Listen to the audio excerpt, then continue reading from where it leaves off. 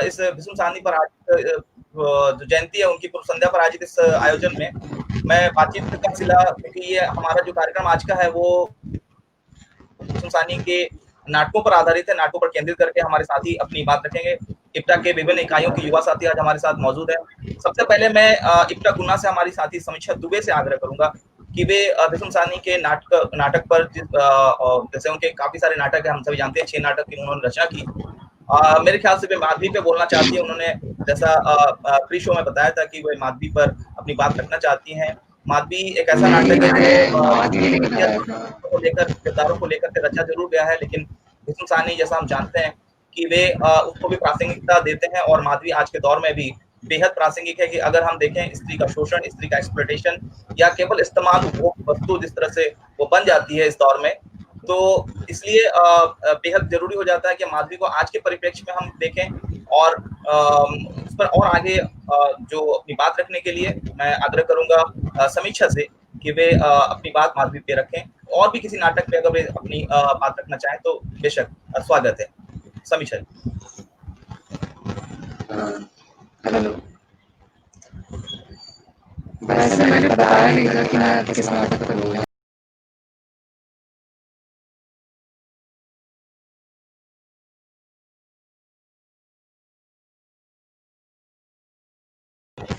क्या हम इस बीच जब तक की समीक्षा अपना ऑडियो दुरुस्त कर लेती है, मैं इस बीच भाई प्रशांत से मैं आग्रह करूंगा कि वे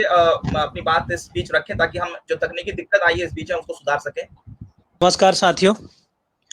जैसा कि यहाँ पर प्रोग्राम रखा गया है कि भीष्म साहनी के नाटकों के ऊपर में हमें चर्चा करना है, तो मैं बताना चाहूँगा कि भीष्म साहनी जी का जन्म जो है 1915 में हुआ था, और वो लगभग 11 साल के थे तब उन्होंने पहला दंगा देखा था। और उसके बाद से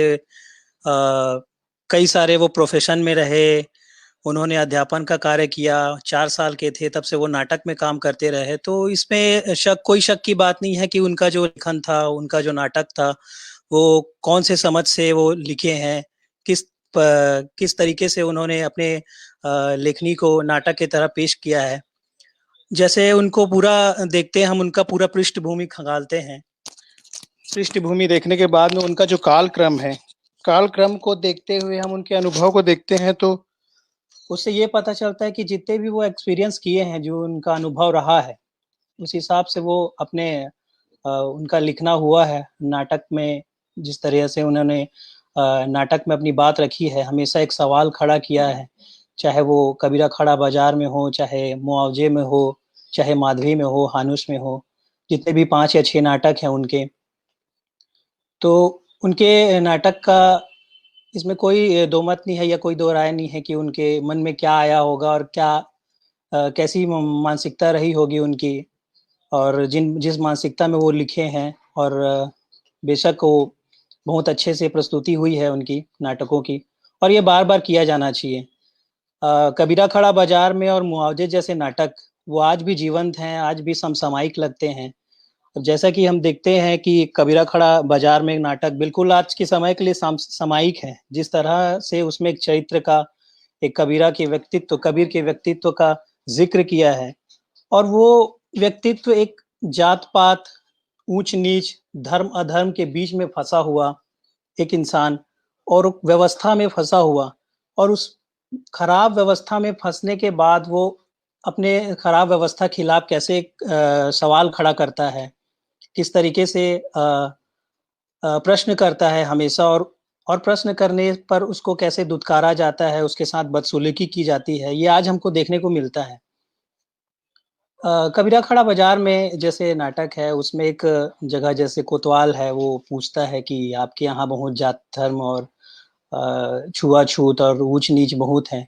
तो उसमें एक जो आदमी होता है वो जवाब देता है कि जी हाँ साहब, यहाँ तो बहुत छुआछूत है, 108 प्रकार के ब्राह्मण हैं यहाँ, तो मैं गौड़ ब्राह्मण हूँ। तो ये तो ब्राह्मणों का प्रकार मैं पढ़ने के बाद पता चला कि 108 प्रकार के ब्राह्मण भी होते हैं करके। तो इस तरीके से जो बाजार में कबीरा खड़ा बाजार में जो नाटक है, उसमें एक जो पात्र है जो हमेशा सवाल खड़ा करता है, उसको एक समाज जो है हमेशा पहचान नहीं पाता, उसको हजम नहीं कर पाता, और ये आज के दौर में भी हो रहा है। जैसा कि हम देखते हैं कि हम में से और आप में से कई लोग इस चीज़ को फेस करते हैं कि एक व्यवस्था जो है सामाजिक व्यवस्था है, एक बहुत ही खराब व्यवस्था के खिलाफ जब हम बोलना शुरू करते हैं, एक कुरीतियों के खिलाफ बोलना शुरू करते हैं, एक ऐसी व्यवस्था के खिलाफ बोलना शुरू करते हैं जिसमें बदसलूकी की जाती है, प्रताड़ित किया जाता है, जो मानवीय तौर पर सही नहीं है, उसके खिलाफ जब हम बोलते हैं तब हमारे साथ भी बदसलूकी की जाती है, हमको भी प्रताड़ित किया जाता है। ऐसी मानसिकता, ऐसा नैरेटिव तैयार किया जाता है कि हम उस चीज़ से हटकर वो जो चाहते हैं वो उस जगह पे हम खड़े रहें,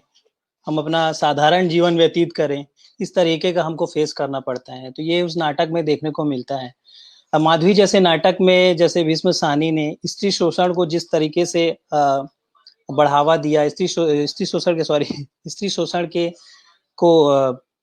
के खिलाफ जो है वो एक क्वेश्चनेबल, एक एस्टेब्लिशमेंट, एक खराब एस्टेब्लिशमेंट के खिलाफ जो एक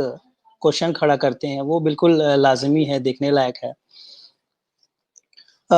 जिस तरीके से टॉर्चर किया जाता है उसमें स्त्रियों को, उसके खिलाफ है। मुआवजे नाटक जो है वो आज के समसामयिक पूरी स्थिति के हिसाब से है कि कैसे भीष्म साहनी जी ने एक दंगा का एक रचना कर उसको, उसके पीछे जितनी भी ब्यूरोक्रेसी है या फिर नेता हैं, जो बाहुबल लोग हैं, जो अक्षम लोग हैं, जो अपनी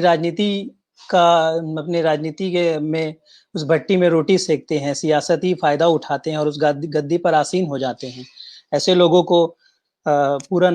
उनका नकाब उतार कर रख दिया, उनका भांडा फोड़ किया है। किस तरीके से उसमें एक सीन तैयार करके, एक नैरेटिव सेट करके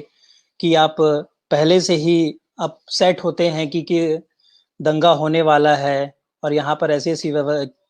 होने वाला है, ऐसी व्यवस्थाएं हैं और ऐसी व्यवस्थाएं से अगर आप जूझते हैं तो आपको ऐसी मुआवजा दिया जाएगा। मुआवजा के बदले कैसे कैसे लोग जो हैं वो सामने आते हैं और उनको ये समझाया जाता है कि आप ऐसा बोलिएगा, आप ऐसा करिएगा, तब जाके आपको ऐसा मिलेगा। एक फॉर्मल तरीके से फॉर्मुलेट किया जाता है, एक पर्सन को खड़ा किया जाता है एक डमी के रूप में कि नहीं, आपको दिया जाएगा, आपको दिया जाएगा। और जैसे वहाँ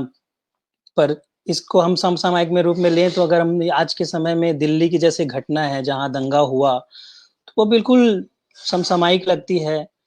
कि मुआवजे दंगा किस टाइप का होता है और कैसे कैसे लोग इन्वॉल्व होते हैं, किनका किनका क्या क्या रोल होता है, कि कौन किस प्रकार के लोग उसमें फाल्स जो है एविडेंस के थ्रू जो है फंसाए जाते हैं। और इसमें हमारा जो ब्यूरोक्रेसी है वो बढ़ चढ़ के है जो हिस्सा लेता है। और उसमें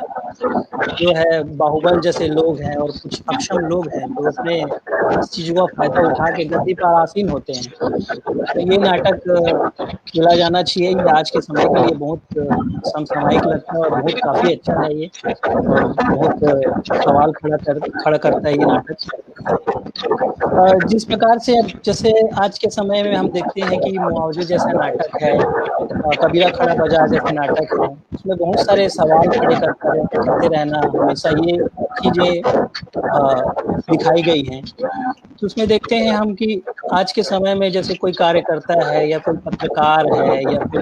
एक्टिविस्ट है, जैसे एक्टिविस्ट को कोई हमेशा जो व्यवस्था जो खराब है, हम ऐसी कुरीतियों के खिलाफ में जैसे बोलना शुरू करते हैं, आपके सिस्टम के, आपकी व्यवस्था के खिलाफ में जब बोलना शुरू करते हैं, तो वो अधिकार छीनने के लिए काला कानून के तहत, जो हमेशा एनएसए या यूआपा या फिर अस्पा जैसे कानून है, उसके तहत कैसे वो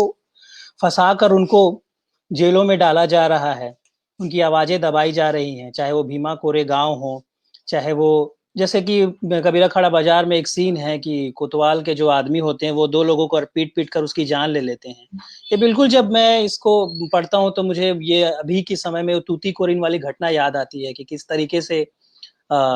बिना कोई लीगल प्रोसेस के उनको डिटेन किया गया। डिटेन करने के बाद कैसे आसानी से वो अपने पावर का इस्तेमाल करके उनकी जान ले ली। और भीमा कोरेगांव जैसे घटना देखते हैं हम, तो उसमें कैसे काला कानून का इस्तेमाल करके उनकी आवाज़ें दबाकर अभी तक उनको कोई रियायत नहीं दिया गया है। तो ऐसे सवालों का खड़ा होना, ऐसे सवालों का सामने आना और पब्लिक डोमेन में आना ये लाज़मी है और ये होना भी चाहिए। तो ये ऐसी नाटकें जो है एक हम जब नाटक दिखाते हैं तब ये लोगों के सामने ये मैसेज देते हैं, ये एक नैरेटिव सेट करते हैं कि लोग उससे समझें, उनसे सीखें कि कोई अगर है खिलाफत हो रही है तो वो बेवजह नहीं है, वो उसके पीछे कोई ना कोई रीज़न है और वो आप लोगों की भलाई के लिए है। इस तरीके का जैसे कि आज की घटना उसमें एक मुआवजे में एक सीन आता है, एक जगह है कि एक नेता होता है, उसका जो लिखना भाषण लिखने वाला होता है, वो विपक्षी दल का भी भाषण लिखता है। वो इधर से नेता का भी भाषण तैयार करता है और उधर से विपक्षी दल का, तो उसको देखकर प्रशांत किशोर की याद आती है कि वो आज के समय में वो भी वही काम कर रहे हैं कि वहाँ भी हैं और यहाँ भी हैं।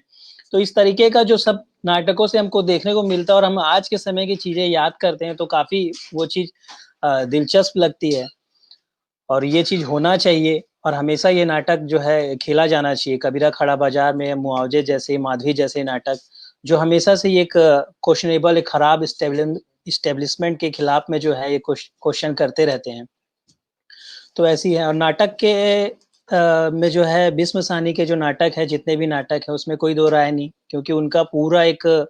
पृष्ठभूमि से लेके उनके कालक्रम को जब हम समझते हैं और वर्तमान में अब जब हम यहाँ बैठकर सोचते हैं तो बिल्कुल उस तरीके का नाटक लिखा जाना, क्योंकि वो महज 11 साल के थे तब उन्होंने दंगा देखा, उसके बाद से उन्होंने पत्रकारिता की, पत्रकारिता में वो नए नए इवेंट, नए नए घटनाएं देखें, क्योंकि घटनाएं सबके साथ में घटती हैं, उसको प्रॉपर अगर कोई रिस्पॉन्स किया जाए, घटनाएं हमारे साथ भी 100 घटनाएं घटती हैं, आपके साथ में भी 100 घटनाएं घटती, सभी के साथ में घटनाएं घटती हैं, लेकिन उसको किस तरीके से रिस्पॉन्स किया जाए, किस तरीके से रिस्पॉन्ड किया जाए, किस तरीके से उसको संभाला जाए, जवाब दिया जाए, ये खुद पर डिपेंड करता है। तो ये शायद उनसे हमको सीखने को मिलता है कि किस तरीके से वो अपने लेखन और अपने लेखनी कार्य में और नाटक में, चाहे उपन्यास में, इसमें वो चीज वो अंतर्निहित किए और वो उस चीज को उसमें मेंशन किया और इतने अच्छे तरीके से वो पेश किए और पेश करने के बाद में ये एक मैसेज फैलाया उन्होंने कि ये जो नैरेटिव जो आप लोग एक गलत प्रकार का नैरेटिव सेट करते हैं कि जैसे कि अब बता दिया जाता है, अभी हाल ही में चर्चा हो रही थी तो एक होता है कि कोई अच्छा बोलने वाला है तो सिर्फ अच्छा बोलता है इसलिए वो बोलता है, लेकिन उसके पीछे की कंटेंट, मतलब आपको सिर्फ एक टाइटल दे दिया जाता है फला वर्सेस फला, उसके अंदर के कंटेंट नहीं देखा जाता है। आपको बोल दिया गया कि हाँ फला जो है वो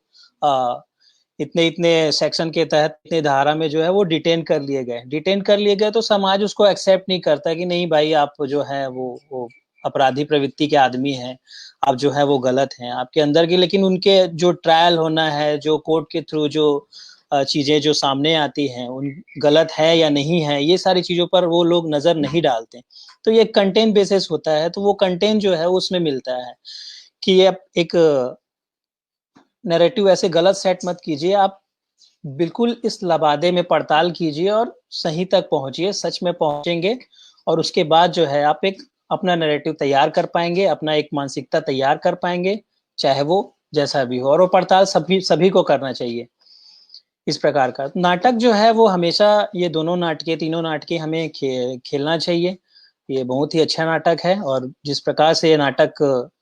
है अभी के समय के लिए वो बिल्कुल एक अच्छा,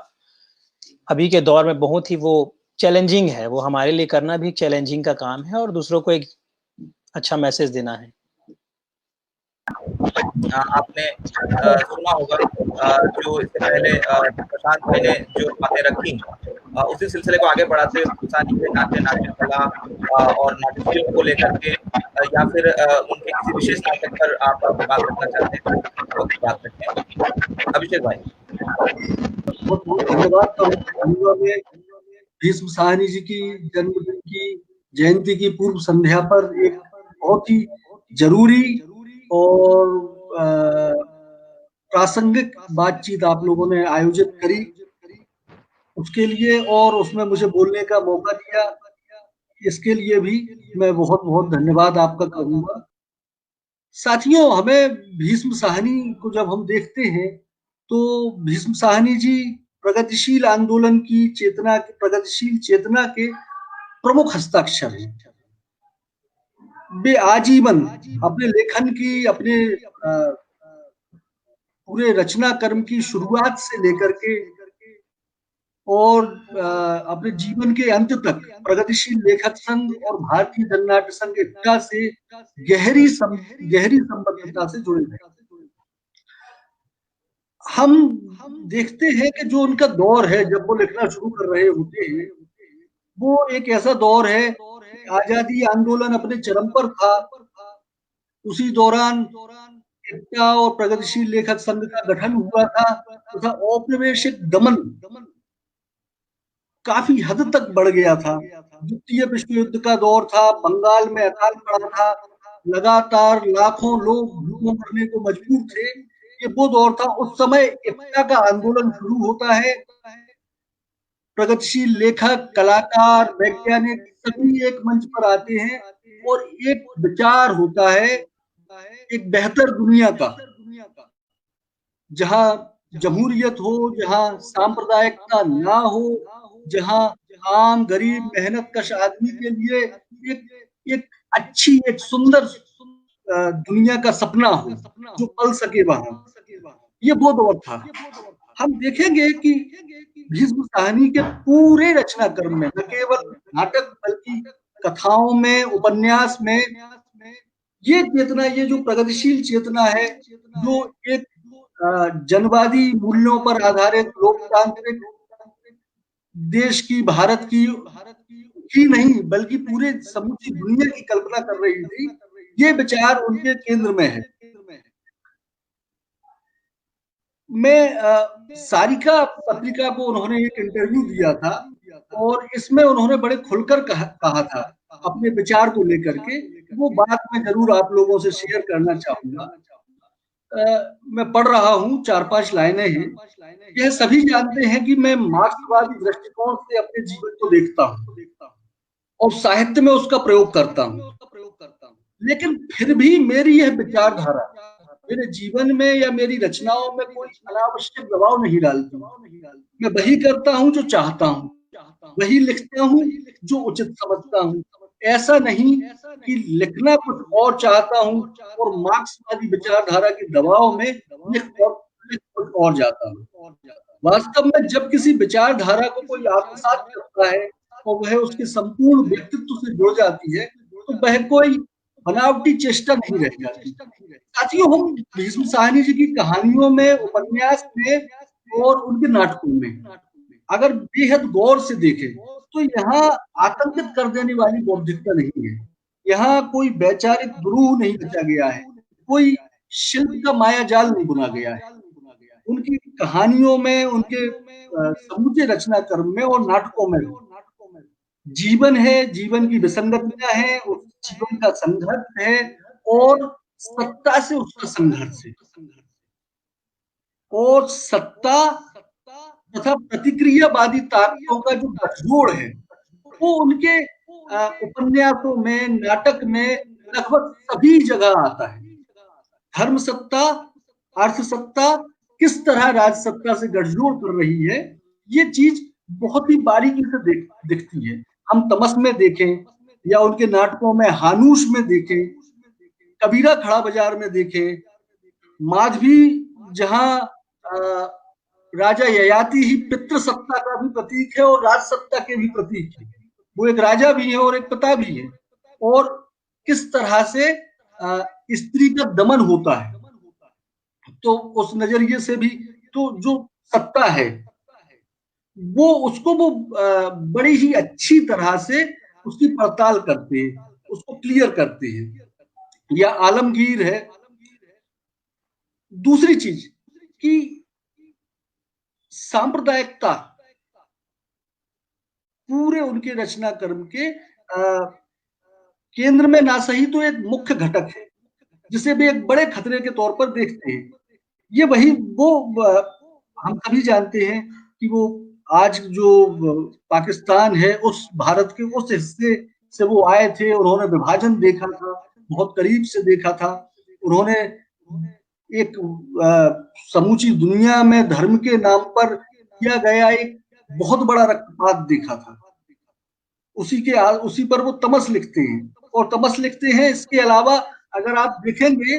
तो वो भारत को लेकर के जिस तरह से सोच रहे थे, बहुसंख्यकवाद का एक खतरा जो भारत में उस समय भी मौजूद था और आज वो पूरी तरह से छा चुका है। वो उस खतरे ने पूरे देश को जकड़ लिया है। आप देखेंगे कि उनकी कहानी है अमृतसर आ गया। जब तक उस अमृतसर आ गया कहानी में आप देखेंगे कि एक हिंदू है, वो पाकिस्तान वाले हिस्से से आ रहा है, शायद पेशावर या रावलपिंडी से आ रहा है, और उस पर फप्तियां कस रहे हैं कुछ पठान हैं। तो वो लगातार सहता है, सुनता जाता है, पर जैसे ही अमृतसर आता है तो उसके अंदर का एक बहुसंख्यक जाग जाता है और वह जवाबी हमला कर देता है। तो ये जो कहानी हमें इंगित कर रही थी, ये भारत में आगामी समय में बहुसंख्यकवाद के खतरे को इंगित कर रही थी। सांप्रदायिकता की जितनी सघन पड़ताल अपने नाटकों में और कहानियों में भीष्म साहनी जी ने की है, मुझे नहीं लगता कि इतने अलग अलग कोणों से, अलग अलग स्थानों पर खड़े होकर के किसी और ने देखा है। तमस, मुआवजे, अमृतसर आ गया, या मध्य युग में व्याप्त कुरीतियों, आडंबर और सांप्रदायिकता भी थी। तो उसको वो जिस तरह से देख रहे थे, कबीरा खड़ा बाजार में आता है। एक लोकतांत्रिक समाज की विडंबनाएं, उसकी विसंगतियां, ये भी बात के हम उनके नाटक में मुआवजे में देखेंगे। तो वो जो दंगे उन्होंने विभाजन के समय देखे, उससे पहले देखे, या 70 और 80 का जो दशक आता है, ये अगर आप देखेंगे, पड़ताल करेंगे, तो मेरे ख्याल से 80 और 90 का दशक देश में सबसे बड़े बड़े कत्लेआम, जिन्हें हम सांप्रदायिक दंगा कह सकते हैं, उनका समय रहा है। नेल्ली से लेकर 84 तक, और भागलपुर से लेकर अयोध्या तक, और आगे उसी का एक्सटेंशन हमें गुजरात तक दिखता है। सबसे भीषण भयावह दंगे ये उस दौर में हुए हैं। और इन दंगों के पीछे अर्थशास्त्र किस तरह से है और राजनीति कैसी भूमिका निभा रही है, ये चीज भी हम बड़ी आसानी से देख सकते हैं। और मुआवजे जो नाटक है, वो एक प्रहसन के बहाने किसी का बखान करती है कि वहां राजनेता भी है जो दंगे कराना चाहता है, जो उसमें से वोटों की फसल उगाएगा। एक व्यापारी भी है जिसके अपने हानि लाभ उससे जुड़े हुए हैं। पुलिस भी है जिसके लिए दंगा कोई नई चीज नहीं है। और अंत में एक रिक्शे वाला भी है जो सोचता है कि भले ही मेरी जान चली जाए, मेरे परिवार को मुआवजा मिल जाए। तो वो एक जो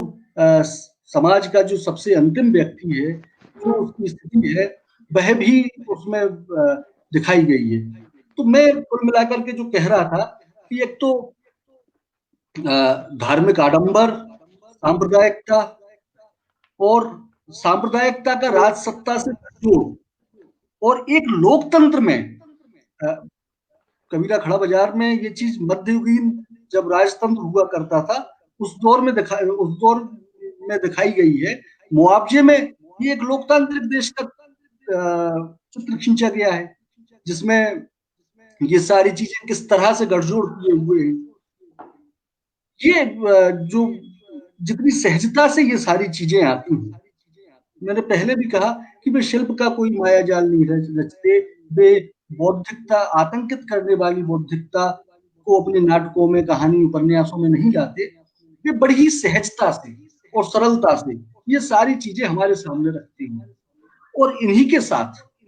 जो एक चीज और भी रखते हैं, वो है वर्ग की समझ। कबीरा खड़ा बाजार में आप देखेंगे कि उसके शायद अंत के दृश्यों में जब कबीर को सिकंदर के सामने पेश किया जाता है, तो सिकंदर कहता है कि तुम यार ऐसे फटे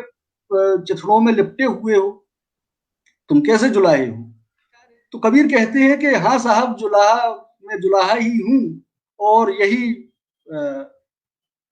समय की विडंबना है कि एक जुलाहा दुनिया को तो कपड़े पहनाता है मगर खुद नहीं पहन पाता है।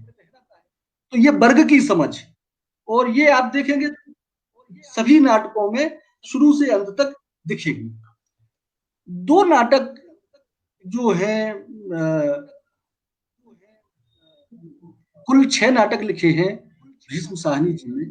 इसमें 2 नाटकों के केंद्र में एक रचनात्मक व्यक्ति है, सृजन है, सृजन का संकट है, एक सृजनात्मक व्यक्ति का जीवन संघर्ष है, उसका सामाजिक संघर्ष है और राजनीतिक सत्ता से संघर्ष। हानूस जो 1977 में उन्होंने लिखा था, और कबीरा खड़ा बाजार में। हानूस में हम देखेंगे कि चैक गणराज्य की एक कहानी है। निर्मल वर्मा जी से मिलने गए थे या चैक गणराज्य घूमने गए थे और निर्मल वर्मा जी के साथ घूमे थे भीष्म साहनी जी। तो घंटा घर की घड़ी देखी थी उन्होंने और उसको लेकर के किंवदंतियां थी। इसको बनाने वाले का नाम हानूस था। वह एक साधारण कुफल साज था, ताले सुधारने का, बनाने का काम करने वाला था। उस पूरे नाटक में एक कलाकार का जो जुनून है, जो उसका आत्मसंघर्ष है और साथ ही साथ जीवन संघर्ष चलता है, वो जिस तरह से चीजें झेलता है, देखता है, जो सहता है समाज में, परिवार में। उसमें शुरुआत में ही आता है कि उसकी पत्नी का ही एक संवाद है कि जो आदमी अपने परिवार का पेट नहीं पाल सकता, उसे कोई दुनिया की औरत क्या इज्जत देगी। और अंत में 17 साल की अपनी कड़ी मेहनत के बाद वह उस देश की सबसे बड़ी घड़ी बनाने में सफल होता है और उसे राजसत्ता से क्या मिलता है? राजसत्ता उसकी आंखें फुड़वा देती है, जिससे कि वह ऐसी दूसरी घड़ी फिर न बना पाए। तो एक जो कलाकार की निरीहता है, जो एक कलाकार का जो सृजनात्मक संकट है, उसका जीवन संघर्ष है, वो बहुत खूबसूरती से बयान होता है। और दूसरी तरफ हम देखते हैं कबीरा खड़ा बाजार। कबीरा खड़ा बाजार भी मूलतः एक लेखक, एक कवि, एक विचारक पर केंद्रित है, पर इसमें दोनों की पृष्ठभूमि बिल्कुल अलग है, लेकिन समानता भी है। दोनों ही जगहों पर बराबर जुनून है।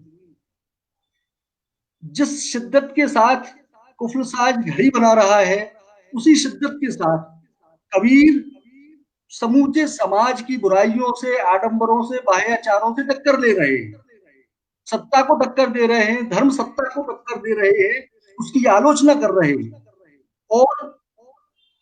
जो मुख्य अंतर है हानूस में और कबीर में, हानूस एक कलाकार की निरीहता की बयानी करता है कि वह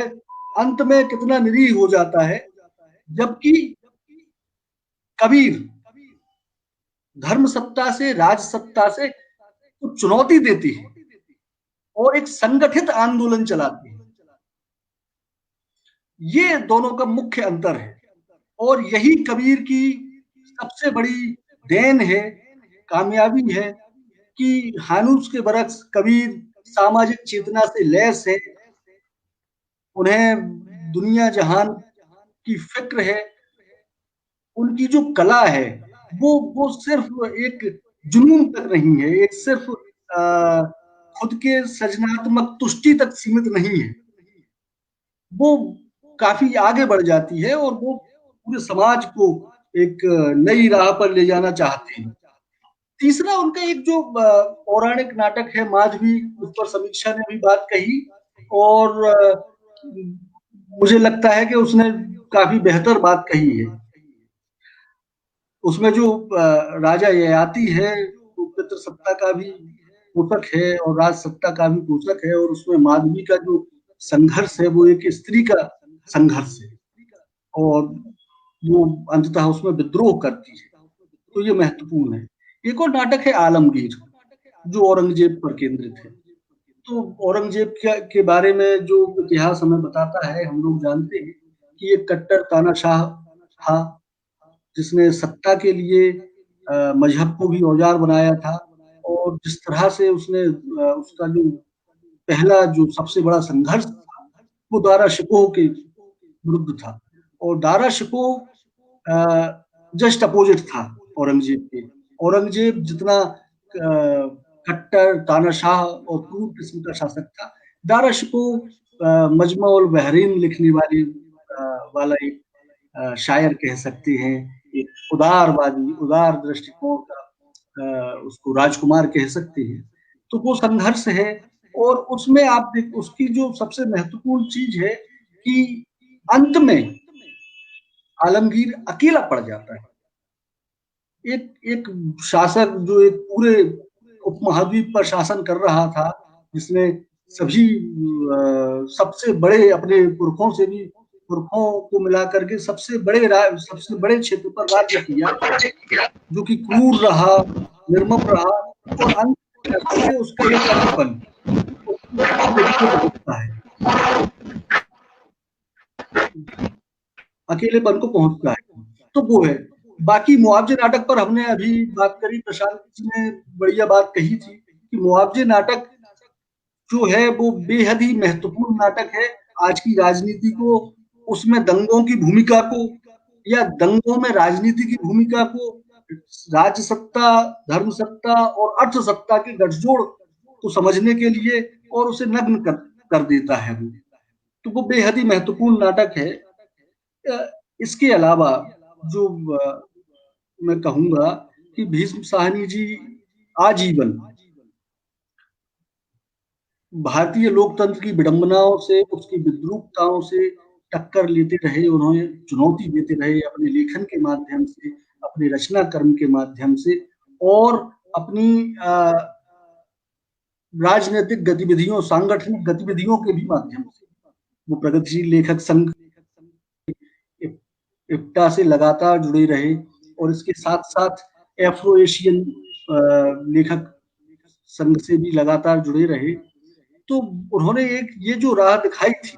ये हमारे जो आज के समय में जिस तरह से लेखकों, कवियों, विचारकों का दमन हो रहा है, ये उसको चुनौती देने वाली लाइन यही है, संगठित होकर के लड़ना, जिसकी आज बेहद दरकार है। एक और बात थी कि भीष्म साहनी जी के समय में सत्ता की क्रूरता को समर्थन देने वाला वर्ग उतना बड़ा नहीं था जितना बड़ा समर्थक वर्ग आज है, या भारत के इतिहास में कभी भी इतना बड़ा समर्थक वर्ग किसी भी क्रूर सत्ता को या सत्ता की क्रूरता को समर्थन देने वाला नहीं रहा है। क्योंकि जब वक्त ऐसा है तो सारे लेखकों को, कवियों को, कलाकारों को, फिल्मकारों को, मूर्तिकारों को भी उतनी ही तेजी से संगठित होना होगा, न केवल सृजनात्मकता के लिए बल्कि सड़क पर उतरने के लिए भी। धन्यवाद साथियों, बहुत बहुत धन्यवाद, आपने बात सुनी मेरी। बहुत बहुत शुक्रिया अभिषेक भाई। आपने भीष्म साहनी के तमाम नाटकों पर बहुत व्यापक तरीके से अपनी राय रखी। बहुत मानीखेज बातें आपने कही, और जिस तरह से मुझे लगता है कि हर नाटक का जिस प्रकार से आपने विवेचना की है, उससे बाकी साथियों को भी एक तरह से एक दिशा मिली होगी जरूर अपनी बात को रखने के लिए। बेशक संगठित होने का ये वक्त है, और जैसे कि भीष्म साहनी खुद भी उनके अपने नाटक में वो कहा करते थे कि नाटक एक अकेले आदमी का शिल्प नहीं होता है, और हानुश की तैयारी या कबीरा कड़ा बाजार की तैयारी में जब वो खुद जाते थे, रिहर्सलों के दौरान वो खुद शामिल होते थे, तो वो निश्चय ही एक नाटक जो होता है वो अकेले लेखक का, नाट्य लेखक का या निर्देशक का नहीं होता, बल्कि सभी का होता है, और इस तरह एक सामूहिकता आती है नाट्य कलाकर्म में। तो इसके बाद मैं अब साक्षी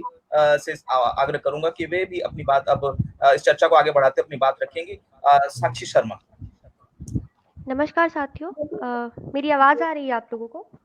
बिल्कुल बिल्कुल साक्षी, बिल्कुल आ रही है जी।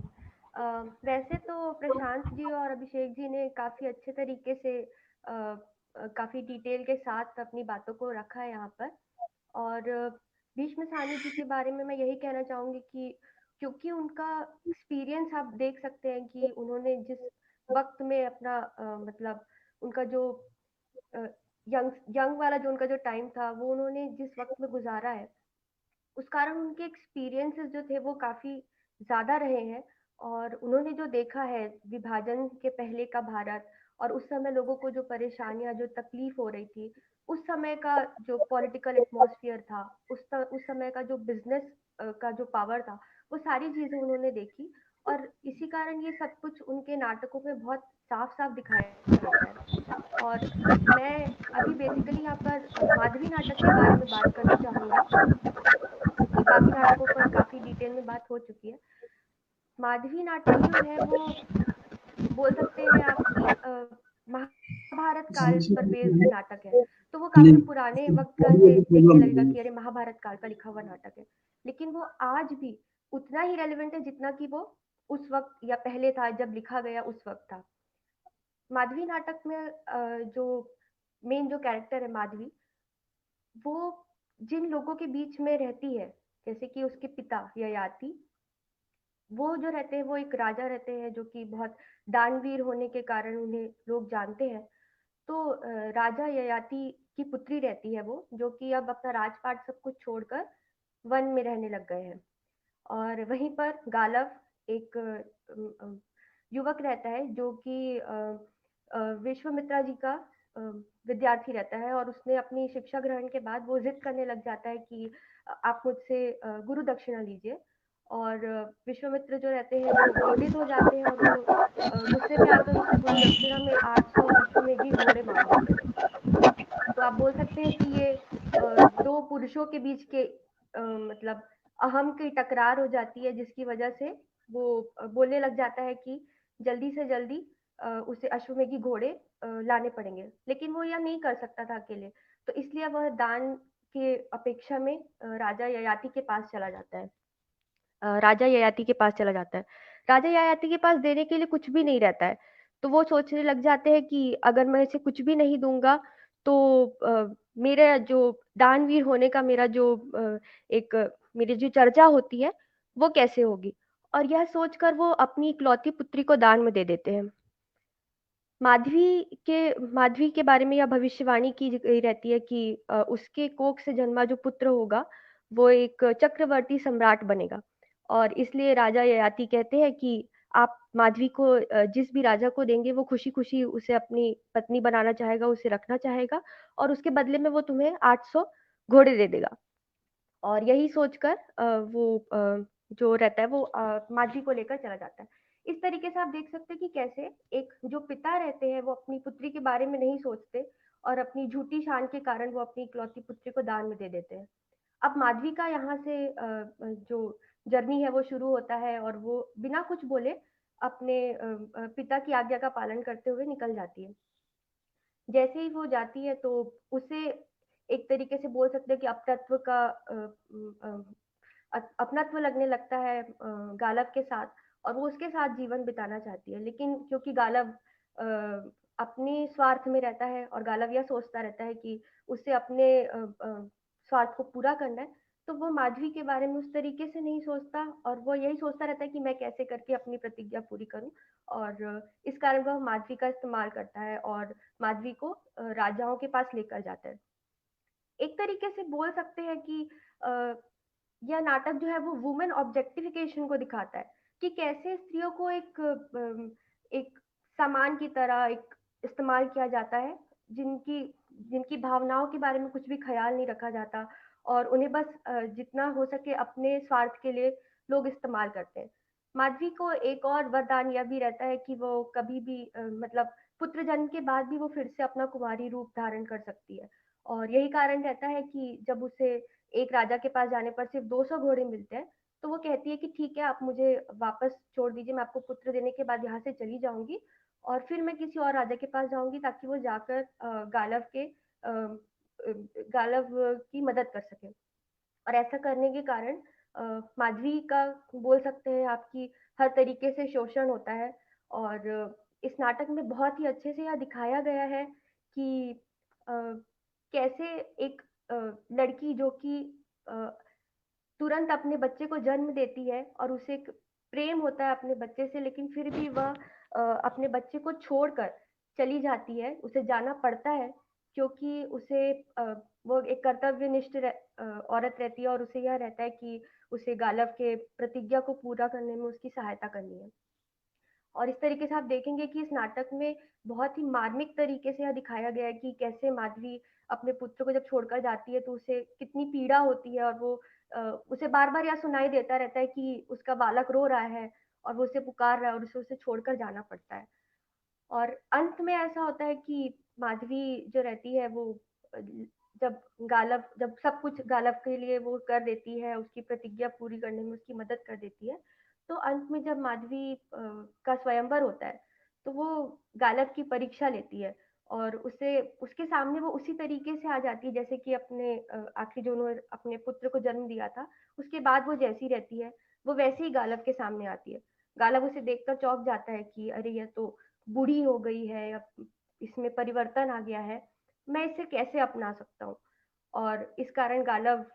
उसको अपनाना नहीं चाहता और माधवी कहती है कि गालव मुझे तुम्हारे सामने किसी भी तरीके से बदल कर आने की ज़रूरत नहीं है और तुम तो मुझसे सच्चा प्रेम करते हो तो तुम मैं जैसी हूँ मुझे वैसे ही अपना लोगे। लेकिन वहाँ पर आप देख सकते हैं कि किस तरीके से गालव उसे अपनाने से मना कर देता है। या उसका खुद का स्वार्थ रहता है। लेकिन इसमें भी वह नाम ऐसा लगाता है कि जिसमें माधवी की ही गलती नज़र आए। जैसे वो बोल देता है कि तुम मेरे गुरु के साथ रह के आई हो, तो मैं तुम्हें कैसे अपना सकता हूँ। इस तरीके से यह नाटक जो है वो बहुत ही अच्छे तरीके से ये दिखाता है कि कैसे एक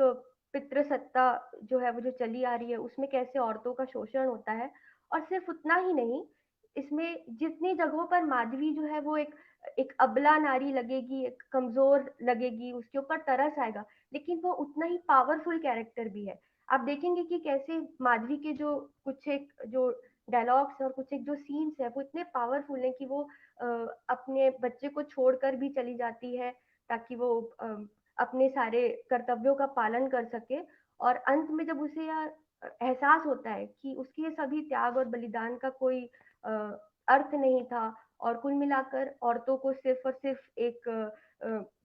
बोल सकते हैं आप कि एक वस्तु के जैसे देखा जा रहा है और उसके इतने इतने त्याग इतने बलिदान के बाद भी गालव जो है वो उसे उस तरीके से नहीं देखता जैसे वह चाहती थी कि वो उसे देखे तो वो सब कुछ छोड़ देती है और वो वहां से निकल जाती है तो मुझे लगता है कि यह नाटक जो है वो एक पावरफुल जो महिला है उसके कैरेक्टर को भी उतने ही अच्छे तरीके से दिखाता है मुझे लगता है कि हर किसी को यह नाटक जरूर पढ़ना चाहिए और भीष्म साहनी जी के नाटकों के बारे में अगर मैं बात करूं तो मैं कहना चाहूंगी कि उनके जितने भी नाटक रहे हैं वो हर तरीके के जो हमारे समाज में जो बुराइयां हैं जो अ, लोगों को जो तकलीफें हो रही हैं उसको बहुत अच्छे से दर्शाते हैं वो कटाक्ष भी करते हैं नाटक में आपको हंसाएंगे भी रुलाएंगे भी और उसमें हर तरीके के नाटकीय तत्व भी है और वह उतने ही आसानी से अपने हर सवाल को भी सामने रखती है तो मुझे लगता है कि हर किसी को भीष्म साहनी जी के नाटकों को जरूर पढ़ना चाहिए और इससे हमें बहुत कुछ सीखने को और समझने को मिलता है धन्यवाद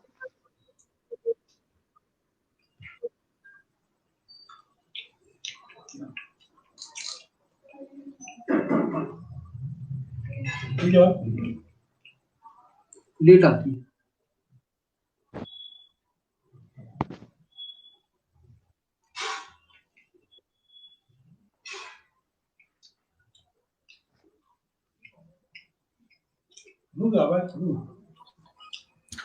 बहुत शुक्रिया साथी साक्षी आपने माधवी नाटक को लेकर के बहुत अच्छे तरीके से अपनी बात रखी और बेशक स्त्री को हमारे समाज में एक खरीद फरोख्त की वस्तु मान लिया जाता है या उपभोग की वस्तु मानने की जो प्रवृत्ति जो मानसिकता हमारे समाज में है उस पर ये नाटक बहुत जोरदार तरीके से उस चीज को हिट करता भी है उस पर वार करता है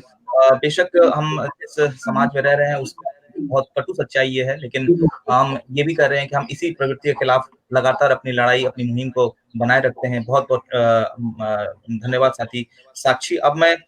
चलना चाहूंगा चित्रांश की तरफ से चित्रांश भिलाई इप्टा के नौजवान साथी हैं और नाटक पर अपनी चर्चा को आगे बढ़ाने के लिए इस कार्यक्रम में अब चित्रांश के पास चलते हैं साथी चित्रांश सबसे पहले तो आप सबको नमस्कार और धन्यवाद आज जब बाजार सब चीजों पे कब्जा कर चुका है, सिनेमा पे, लिटरेचर पे, थिएटर पे, उस समय हम भीष्म साहनी जी के ऊपर बात कर रहे हैं, ये अपने आप में एक बहुत बड़ी बात है और ये मौका हम सबको देने के लिए आप सबका धन्यवाद। मैं अपनी बात थोड़ी सी पीछे जाके शुरू करना चाहूंगा। वैसे उस विषय में बात हो गई है। प्रोग्रेसिव राइटर हमेशा दो तरीके से तैयार होता है, या तो वो बहुत लिटरेट होता है, वो बहुत पढ़ा लिखा होता है, या तो उसके एक्सपीरियंस बहुत अच्छे होते हैं। तो भीष्म साहनी जी इसमें से दोनों श्रेणी में आते हैं। सबसे पहली बात तो वो अपने आप में बहुत अच्छे एजुकेटेड थे, और दूसरा कि उनके जो एक्सपीरियंस थे उन्होंने उनको इतना मांझा हुआ लेखक और एक नाटककार बनाया, मुझे ऐसा लगता है। क्योंकि बहुत छोटी उम्र से दंगे देखना, फिर पलायन देखना, ये अपने आप में एक बहुत बड़ी बात होती है, और उसमें भी उन्होंने अपनी एक दृष्टि चुनी कि मैं उसको किस नजरिए से देखता हूँ और उसे किस तरीके से आगे बढ़ाता हूँ। उन्होंने जो भी तकलीफें सही, जो भी चीजें थी, उन्होंने उसको केवल अपने तक नहीं रखा, उन्होंने सोचा कि इसे आगे बढ़ाया जाए। भीष्म साहनी जी के जितने भी नाटक हैं, जितनी भी कहानियां हैं, उनमें हम एक जो इंसानों को ये सब राजनीति से या जो भी ये सब चीजों से तकलीफ है, इससे क्या परेशानी होती है, हम बहुत बेहतर तरीके से देख सकते हैं। भीष्म साहनी जी का नाटक कबीरा खड़ा बाजार में, ये आज के समय से बहुत ज्यादा रिलेटेबल लगता है मुझे, क्योंकि आज हम सब देख रहे हैं जब कोई भी इंसान अभी की जो सरकार है उसके सामने अपनी बात रखना चाहता है, प्रश्न करना चाहता है, तो हमें किस तरीके से रोक दिया जाता है। हमें अपनी जगह पे ही रोक दिया जाता है, हमें जेल में डाल दिया जाता है, हमें देशद्रोही बोल दिया जाता है। और इसी के समय में हम एक चीज देखते हैं कि जब भगत सिंह और कबीर जी जैसे लोगों की पूजा की जाती है, और वो भी सबसे बड़ी बात, ये वही लोग उनकी पूजा करते हैं जो हमें देशद्रोही बोलते हैं, आवाज उठाने वालों को। तो एक ऐसे समय में भीष्म साहनी जी को रंगमंच पे लाने की फिर से जरूरत है, मुझे ऐसा लगता है। अभी कुछ समय से ये चीजें रुक गई हैं। भीष्म साहनी इप्टा में बहुत लंबे समय तक काम किए। ये उनके नाटकों में, उनके आइडियोलॉजी पे इस चीज का बहुत अच्छा असर दिखता है। पहले वो कांग्रेस में थे, और वो जब पाकिस्तान में थे तब वो रिफ्यूजीज के लिए बहुत सारे संस्थानों के साथ में भी काम करते थे। जब वो धीरे धीरे समय बढ़ता गया, वो शुरू से जब वो 4 साल के थे या क्लास 4th में थे, तब से वो रंगमंच से जुड़े हुए थे। हमारा विषय रंगमंच और भीष्म साहनी ही है। तो जब वो रंगमंच से जुड़े और जब ये सारे उनके एक्सपीरियंस है, और जब वो, मुझे ऐसा लगता है कि जब वो लेखन के कार्य में उतरे, तब उन्होंने अपने एक्सपीरियंस को प्रोग्रेसिवनेस के साथ में बहुत अच्छा इस्तेमाल किया, बहुत बेहतरीन और बारीकी से रखना चालू किया। उनका नाटक हानूस, मुआवजे, कबीरा खड़ा बाजार में, माधवी, ये सब कहीं ना कहीं एक इंसान के ऊपर हो रही समस्या और पीड़ा की बात करता है। आज के समय में जब हमें बोलने का भी मौका नहीं दिया जा रहा है, हमें किसी भी चीज का, हम फ्रीडम ऑफ एक्सप्रेशन हमसे छीन ली गई है, हम क्या पहनेंगे, हम क्या खाएंगे, हम क्या बोलेंगे, ये बाजार नियंत्रण कर रहा है। तब रंगमंच में भीष्म साहनी के नाटकों को करने की बहुत जरूरत है। ये एक बहुत जरूरी है कि हम वापस उनको अपनाएं। धीरे धीरे भीष्म साहनी केवल और केवल इतिहास में, या मुझे लगता है कि कुछ जो हमारी मैगजीन्स आती हैं उसी में रह गए हैं। आज की डेट पे बहुत कम संस्थान है, इतना पटना है जो शायद कबीरा खड़ा बाजार में कर रही है, वरना आप केवल बात कर रहे हैं। भीष्म साहनी जैसे लेखकों के नाटक आज के दिन बहुत कम हो रहे हैं, तो हमें एक बार फिर से उन्हें करने की जरूरत है। जरूरत इसलिए है करने की क्योंकि जब हम सबकी आवाजों को दबाया जा रहा है, जब बाजार इतना ज्यादा नियंत्रण कर रहा है, तो कहीं ना कहीं ये इसका असर बहुत कम हो गया है कि हम ये जो नाटक कर रहे हैं इसका कोई असर होगा कि नहीं, कोई मतलब होगा कि नहीं, इसकी कोई ऑडियंस है कि नहीं, एक ये वाली प्रॉब्लम है। लेकिन मुझे ऐसा लगता है हमें कबीरा खड़ा बाजार में, माधवी जैसे नाटक इसलिए अभी करना चाहिए क्योंकि हमें ये चीज बताना भी जरूरी है कि आवाज उठाने वाले आज भी हैं। रंगमंच आज भी केवल बाजार का कब्जा रंगमंच के ऊपर नहीं हुआ है, क्योंकि भारतीय रंगमंच पे भी धीरे धीरे बाजार बहुत ज्यादा हावी होते जा रहा है। यहाँ पे अब सिर्फ वही नाटक हो रहे हैं जो वो दिखाएं। तो इफ्ता में खासकर हमें ऐसे नाटकों को अभी जगह देने की सबसे ज्यादा जरूरत है, भीष्म, सानी, सफदर हाशमी जैसे राइटरों को, क्योंकि ये चीज बताना बहुत जरूरी है कि ऐसे हम आवाज उठाने वाले आज भी हैं, भले कम संख्या में हैं, कम लोग हैं। ये है भीष्म सानी ने का सिनेमा पे भी बहुत अच्छा हस्तक्षेप है। थॉमस जिसका एक बहुत अच्छा उदाहरण है, पूरी की पूरी 5 घंटे की फिल्म जो टीवी सीरीज के रूप में हमारे सामने आती थी, वो देख के हमें एक बहुत अच्छी जो चीज दिखती है कि भीष्म सानी ने अपनी जितनी भी ऑब्जर्वेशन थी उनकी, बहुत छोटी उम्र से पलायन से लेकर एक हर प्रकार से लेकर जिस तरीके से धर्म को भड़का दिया जाता है, जिस तरीके से आम जनता के फीलिंग्स के साथ खिलवाड़ किया जाता है पॉलिटिक्स में को बांधने के लिए, सत्ता बनाने के लिए, ये तमस सबसे बेहतर तरीके से हमें बताता है कि एक पार्टीशन का दर्द क्या होता है, ये सब चीजें पॉलिटिक्स किस लेवल पे लोगों को हिट कर सकती है। तमस से बेहतर मुझे नहीं लगता कि अभी तक कोई भी सीरीज पार्टीशन के ऊपर आधुनिकता और प्रोग्रेसिव ये दोनों टर्मों को साथ में रखते हुए आएगी। अब हम बात करते हैं आधुनिक रंगमंच की हिंदी में, तो आधुनिक रंगमंच में भीष्म सानी का हिंदी में सबसे ऊपर नाम आना चाहिए ईमानदारी से, क्योंकि वो अपने आप में प्रोग्रेसिव भी थे, वो अपने आप में बहुत आधुनिक भी थे, और वो उनकी विचारधारा, मुझे नहीं लगता कि वो हम उन्हें पर्टिकुलर किसी एक विचारधारा में बांध सकते हैं। हाँ, उनकी मार्क्सवादी सोच थी, उनका पॉइंट ऑफ व्यू था, मगर वो हर इंसान अपने नजरिए से, अपने चश्मे से भीष्म सानी के नाटकों को पढ़ सकता है, अपने चश्मे से देख सकता है। उनकी में ये बात थी उनके नाटकों। आधुनिकता की बात करें तो आधुनिकता दो प्रकार से होती है, या तो एक इंसान आधुनिक होता है तो उसकी चीजें आधुनिक होती है, या तो वो आधुनिक होने का ढोंग करता है। बहुत सारे लोग हैं जो आज फेमिनिज्म और ये सब की बात करते हैं, मगर वो हमें कहीं नहीं दिखेंगे।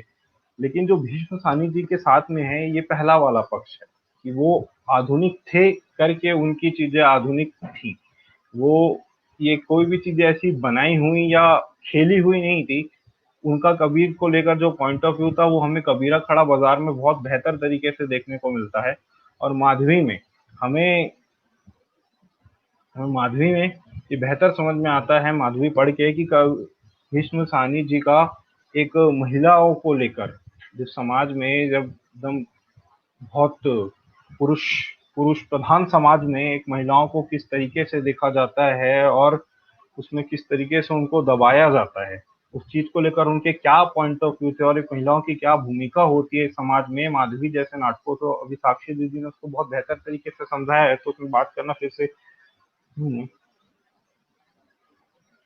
अब भीष्म सानी जी के नाटकों में रंगमंच के तत्व भी हम बहुत अच्छे से देख सकते हैं। भीष्म सानी जी के नाटक जितने आधुनिक थे, जितने प्रोग्रेसिव थे, उसके साथ साथ वो उतने ही रंगमंच के तत्वों से भी मेल खाते थे। उनका जो विजुअल क्रिएशन था, दृश्य निर्माण था, वो बहुत बेहतरीन था। जब उनके नाटकों को हम पढ़ते हैं तो एक एक सिंबल्स उस नाटकों में बहुत अच्छे से समझ में आते हैं, कि जैसे कि माधवी में जब उनको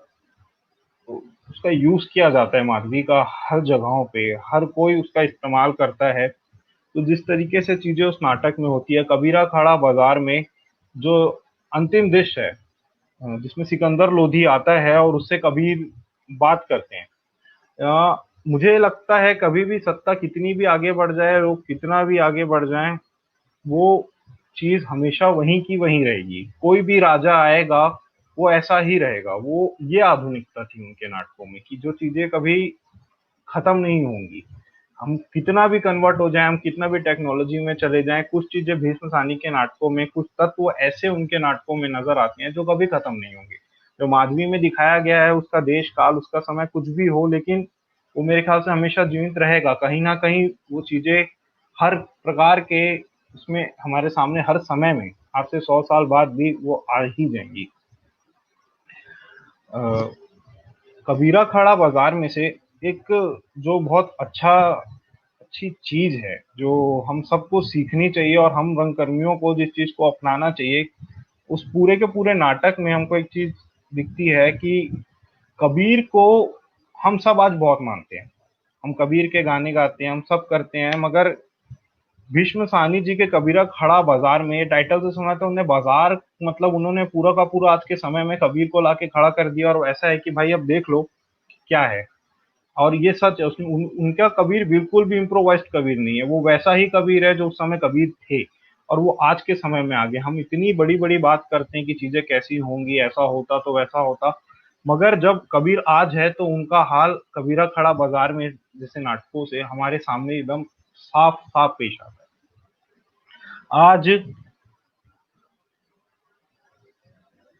आज जब जो भी आदमी अभिव्यक्ति के लिए लड़ रहा है, जो भी आदमी बोल रहा है रंगमंच में, जो भी उस प्रकार के नाटक कर रहा है, जो आवाज़ उठाते हैं, उसे रोक दिया जा रहा है। हमें बोलने नहीं दिया जा रहा है, हमें सिर्फ सुनने की आज़ादी है, कुछ ऐसा माहौल हो गया है। तब मुझे लगता है कि कबीरा खड़ा बाज़ार में जैसे नाटकों को हमें फिर से करना चाहिए। ये बात मैं एक बार बोल चुका हूँ, लेकिन मैं फिर से बोलना चाहूँगा कि जब ऐसे समय में जब इंटरनेट हमारी हर चीज़ें डिसाइड कर रहा है,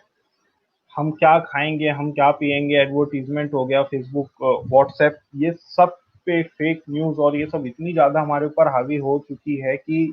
जो मूलतः बात है, जो सच है, वो कभी हमारे सामने शायद मेरे को लगता है आ ही नहीं पाएगा। तो भीष्म साहनी जैसे राइटरों का लिटरेचर होता है जो हमें शायद थोड़ी-सी दृष्टि प्रदान कर सकता है। उनके नाटकों का मंचन होता है जो शायद तक ऑडियंसों को ये समझा सकता है कि भाई इस तरीके से भी देखा जा सकता है। तो इसलिए भीष्म साहनी के नाटकों का मंचन, उनकी कहानियों का पाठ और उनको याद करते रहना बहुत ज़रूरी है, क्योंकि आज का समय अपने आप में एक बहुत खतरनाक दौर पे हम जा चुके हैं। बस मैं यही कह के अपनी बात खत्म करना चाहूँगा। धन्यवाद।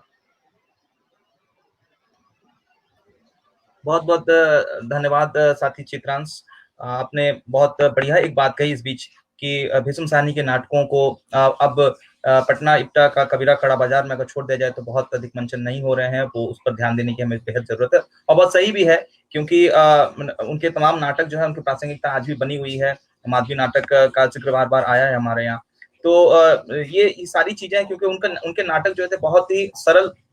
और बहुत ही एक तरह से जिसको कहेंगे आपने भी इस तरफ इशारा किया और दूसरे साथियों ने भी कहा कि उसमें विचारधारा होते हुए भी वो अंडर करंट रहती है, वो दिखाई नहीं पड़ती सामने बिल्कुल से और बहुत ही मानवीय तरीके से जो है स्थितियां परिस्थितियां जो है उसकी आलोचना वो करते चलते हैं। बहुत शुक्रिया चित्रांश भाई। और अब मैं जो है रांची के हमारे इप्टा के साथी ललित आदित्य साथी जुड़ चुके हैं हमारे साथ हैं बिल्कुल। मैं अब उनके पास चलता हूं कि चर्चा में अपनी राय अपनी विचार रखने के लिए। स्वागत है भाई ललित। सभी साथियों को जोहार। आज कोरोना के इस काल में हम लोग ऑनलाइन माध्यम से ही सही लेकिन भीष्म साहनी को याद कर रहे हैं, यह बहुत बड़ी बात है खुद में। भीष्म साहनी को अगर हम लोग एक अविभाजित भारत के पहले की बात करें, जिस समय भीष्म साहनी का जन्म हुआ, तो वो एक आम भारतीय की तरह 1915 में वो उनका जन्म होता है। 1942 में वो क्विट इंडिया मूवमेंट में पार्टिसिपेट करते हैं, जैसा कि सभी उस समय के लगभग सभी भारतीय ने किया था और उसके बाद वो जेल भी जाते हैं उसके लिए।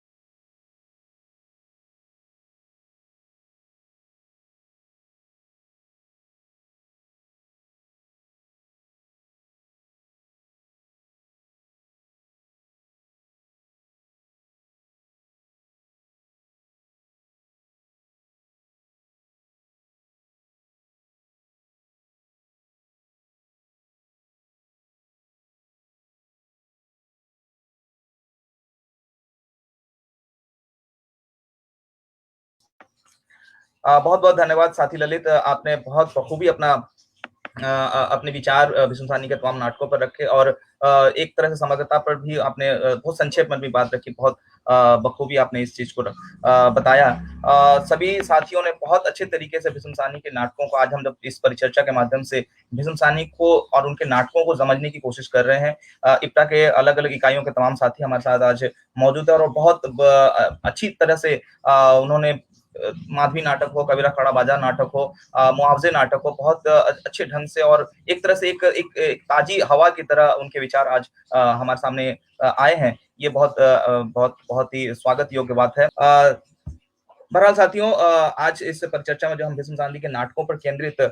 ये इप्टा घाटशिला की तरफ से जो हम ये आयोजन आज हमने रखा और इसमें विष्णु साहनी के नाटकों पर केंद्रित करके तमाम जो बातें हुई, बखूबी हमने विष्णु साहनी को और थोड़ा करीब से और बिल्कुल एक नए तरीके से भी समझने की कोशिश की। यही हमारा आज का उद्देश्य भी था। बहुत अच्छी बात हुई है और तमाम जो कमेंट हमें मिले हैं उससे ये पता चल रहा है कि जो बातचीत हमारी हुई है वो किसी हद तक हम एक सार्थक आयोजन कर पाने में सफल है। अब तमाम साथी चित्रांश, अभिषेक, ललित, प्रशांत भाई, समीक्षा, साक्षी और संचालन के लिए हमने साथी संजय से भी जो शुरुआत की थी, नेटवर्क की दिक्कत उनको भी हुई है और इस वजह से वो बहुत अच्छे तरीके से हम उनसे नहीं बना पाए साथ लेकर के। तो ये तमाम चीजें होती रही हैं, लेकिन इसके बावजूद भी हमने ये जरूर कोशिश की कि जो बातचीत करना चाह रहे थे और जिस तरह से हम सुनना चाह रहे थे कि हमारे नए युवा साथी जो तमाम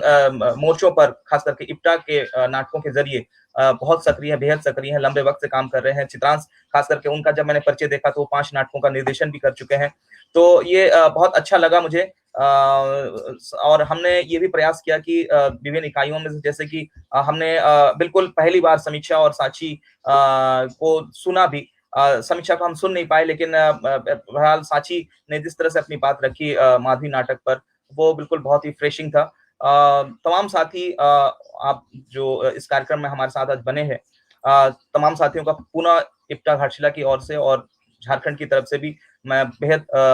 तहे दिल से शुक्रिया अदा करता हूँ। सभी लोग आए और इस कार्यक्रम को आपने सफल किया, इस बातचीत को आपने कामयाब किया। बिल्कुल इस पूरे बातचीत से जो निचोड़ समझ में आया है वो ये है कि हमें विष्णु साहनी के नाटकों को और करने की जरूरत है और पढ़ने की जरूरत है उनको। और हो सकता है कि सरल शिल्प और आज के शिल्प, आज की जो हमारे जो आज का जो वक्त है, हम उस शिल्प में किसी हद तक अगर बदलाव करते हुए भी उनको और उनकी जो प्रासंगिकता है उसको और अधिक तरीके से और बहुत पुरजोर तरीके से सामने रखेंगे तो हम विष्णु साहनी को जो याद कर रहे हैं उसकी सार्थकता होगी। बहरहाल सभी साथियों का बहुत बहुत शुक्रिया, बहुत धन्यवाद। और साथ ही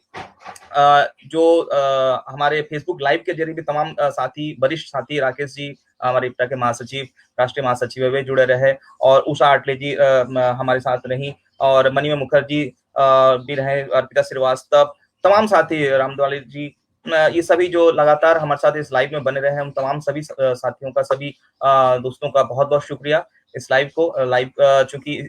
तकनीकी मामला है तो हमारा समय अब ये यहीं समाप्त होता है। हम तो और भी सुनना चाहते हैं जाहिर तौर पर, लेकिन फिलहाल आज के लिए इस परिचर्चा के लिए हम इसको यहीं पर खत्म करते हैं। फिर दूसरे किसी कार्यक्रम हम तमाम आप साथियों को सुनना चाहेंगे, फिर से आपसे जुड़ना चाहेंगे। तमाम साथियों का बहुत बहुत शुक्रिया और इप्टा घाटशिला की तरफ से आप दर्शकों का भी बहुत बहुत शुक्रिया। धन्यवाद।